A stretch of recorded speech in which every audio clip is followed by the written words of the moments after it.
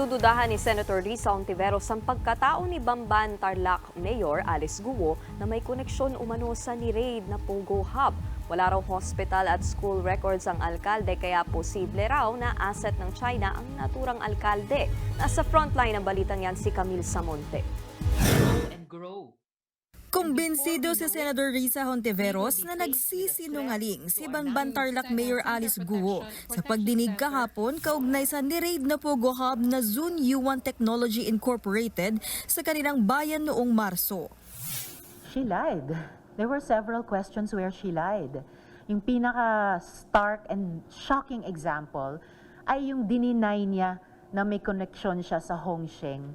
Nandun na nga sa mga dokumento ng municipal government na siya ngayon ang pinuno.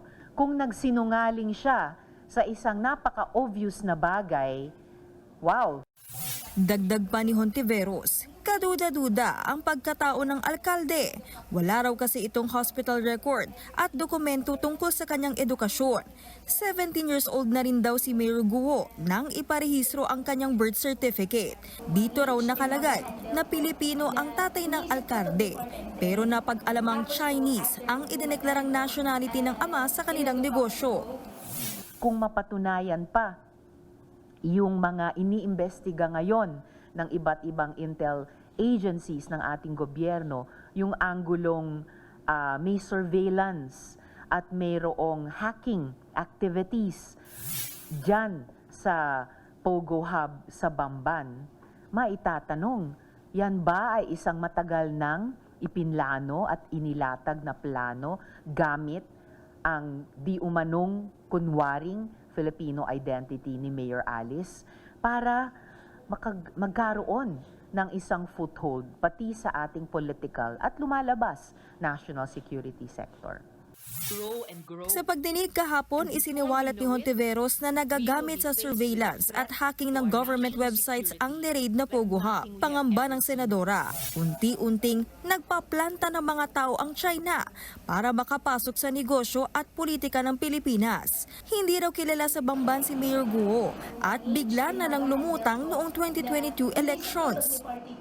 Si Mayor Alice ba at ang mga tulad niyang may mga mahiwagang nakaraan ay mga asset na pinapasok ng China sa ating gobyerno. Ipinaliwanag ni Mayor Guo sa mga senador na half Chinese at half Filipino ang kanyang ama. Aalamin daw niya kung bakit delayed ang pagpaparehistro ng kanyang birth certificate. Itinanggi rin ng alkalde na protektoro siya ng Pogo. Hindi po ako konektado, hindi po ako operator, hindi po ako protector o cutler po ng Pogo. Wala po akong kinalaman sa kanilang operation at sa kahit anong gawain sa loob at labas po ng Pogo. Una na ring sinabi ni Mayor Guo na naibenta na niya ang kanyang shares sa Baofu Land Development Incorporated na may-ari ng lupa ng Pogo Hub. Hiningi ng komite ang Statements of Assets, Liabilities and Net Worth o SALN at Statements of Contributions and Expenditures ng alkalde. Nag-imbita na rin sa susunod na hearing ng ilang residente sa Bamban para mapatunayan ang pagkatao ng kanilang mayor.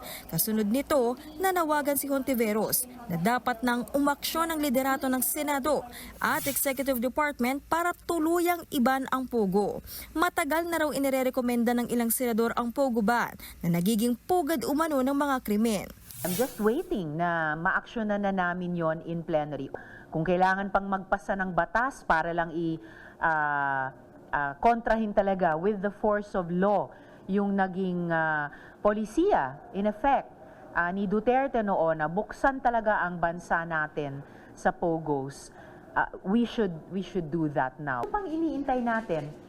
Nagbabalita mula sa Frontline, Camille Samonte, News 5. Mga kapatid, may Los Baños po. Huwag magpahuli sa mga balita at impormasyong dapat ninyong malaman. Para sa mas malawak na balitaan at diskusyon, mag-follow at mag-subscribe sa social media pages ng News 5.